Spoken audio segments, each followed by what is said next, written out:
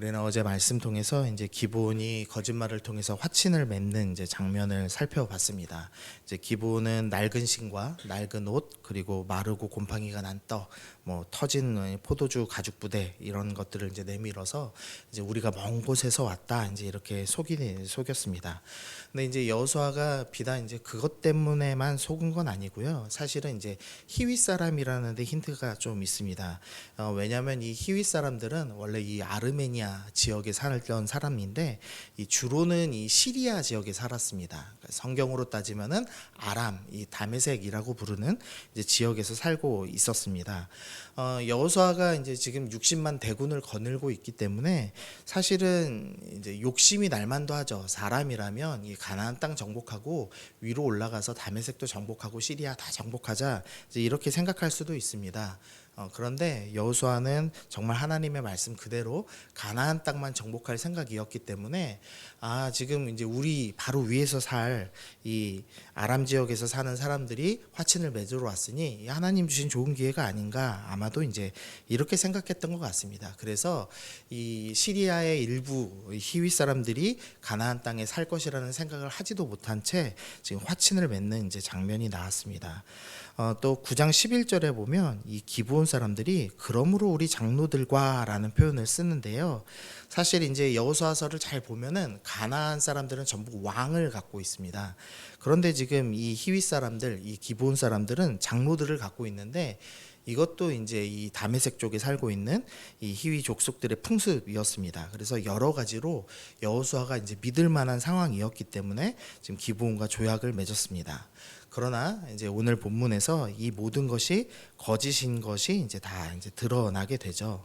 그리고 나서 이제 18절 보니까 그러나 회중 족장들이 이스라엘의 하나님 여호와로 그들에게 맹세하였기 때문에 이스라엘 자손들이 그들을 치지 못한지라 그러므로 회중이 다 족장들을 원망하니라고 합니다. 사실 백성들은 광야에서 늘 이제 하나님을 원망했습니다. 그런데 이번에는 족장들을 원망하는데 이전의 원망은 전부 죄악이었는데 이번의 원망은 합당한 원망입니다. 왜냐하면 하나님께서 분명히 가나안 족속을 진멸하라 라고 말씀하셨는데 지금 진멸하지 못하게 되는 상황이 되었기 때문이죠. 그래서 이제 여기서 여호수아에 이제 고민이 생겨난 겁니다. 이 어떤 말씀을 순종할까에 대한 고민이 생긴 건데요. 이제 하나는 진멸하라는 말씀을 순종해서 지금이라도 기브온 족속을 다 죽여야 되는가? 아니면 기브온과 맺은 하나님의 이름으로 보호해 주겠다는 그 언약을 지켜야 하는가? 이 두 가지의 이제 고민이 생겨난 겁니다. 만약에 이제 여호수아가 이 사람들의 원망을 들어주고 해결해주고자 기브온과의 언약을 깨고 기브온을 죽인다면 어떤 일이 일어나냐면은요.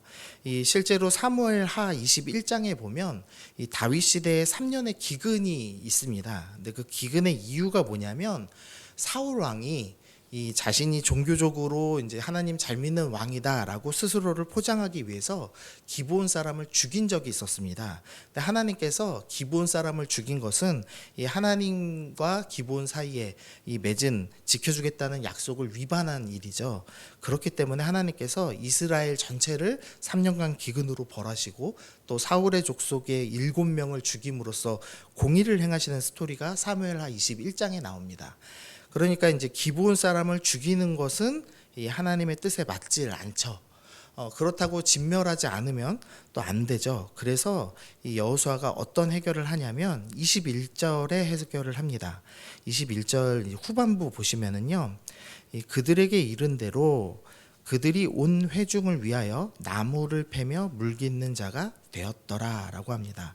이 여호수아가 지금 기브온 족속을 나무를 패며 물 깃는 자가 되게 합니다. 이 고대 히타이트의 기록에 의하면 이 나무를 패며 물을 깃는 것은 처벌의 일종이기도 하고 동시에는 아무 권리도 갖지 못하는 최하층민을 가리키는 표현으로 사용되기도 합니다. 그러니까 지금 이 기브온 족속을 종들의 종이 되게 하는 전략을 지금 사용하고 있는 겁니다. 이 하나님께서 사실 이 가나안 족속을 진멸하라라고 말씀하신 의도가 두 가지가 있습니다. 이 하나는 창세기 15장에 이 아브라함에게 말씀하시면서 이 15장 16절 제가 읽어드리면은요, 창세기 15장 16절입니다. 내 자손은 4대 만에 이 땅으로 돌아오리니 이는 아모리 족속의 죄악이 아직 가득 차지 아니함이니라라고 하십니다. 그러니까 아브라함 때에는 죄악이 가득 차지 않았지만 여호수아 때에는 가나안 족속의 죄가 가득 찼기 때문에 하나님께서 이 가나안 족속을 진멸하시겠다라고 말씀하십니다. 그리고 두 번째로 진멸하는 이유는 신명기 20장에 나오는데요. 신명기 20장 16절에서 18절에는 이 족속들 다 살리지 말아라 라고 표현하시면서 18절에서 신명기 20장 18절에서 이는 그들이 그 신들에게 행하는 모든 가증한 일을 너희에게 가르쳐 본받게 하여 너희가 너희의 하나님 여호와께 범죄하게 할까 함이니라.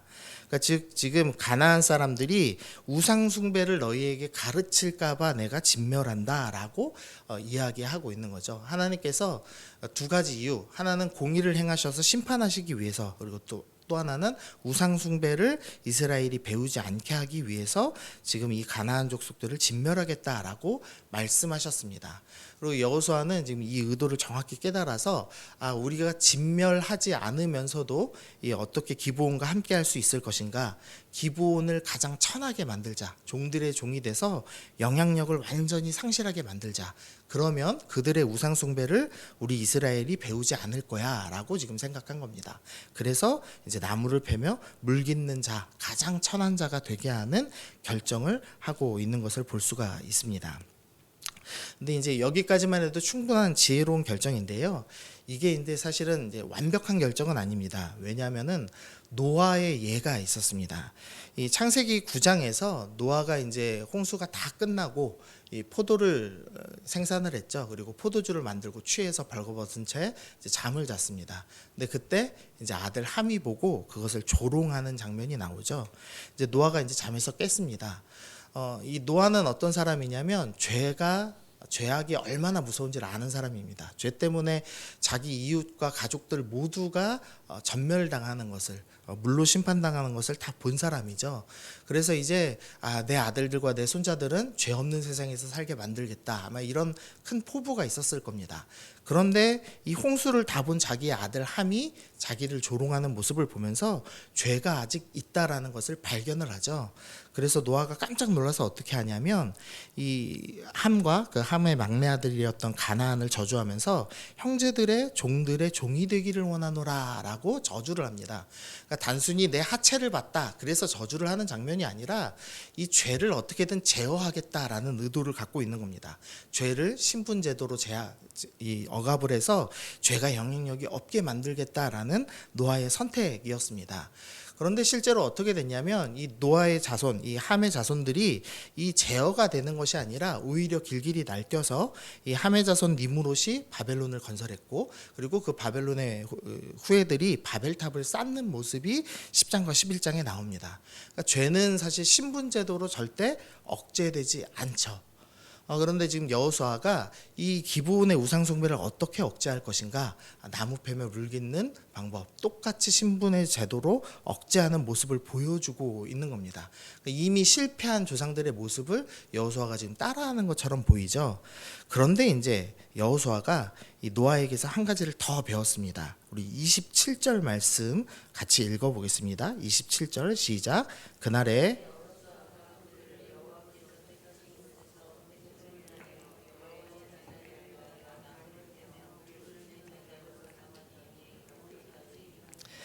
나무를 패며 물 깃는 자로 삼았는데 단순히 나무를 패며 물 깃는 자가 아니고요.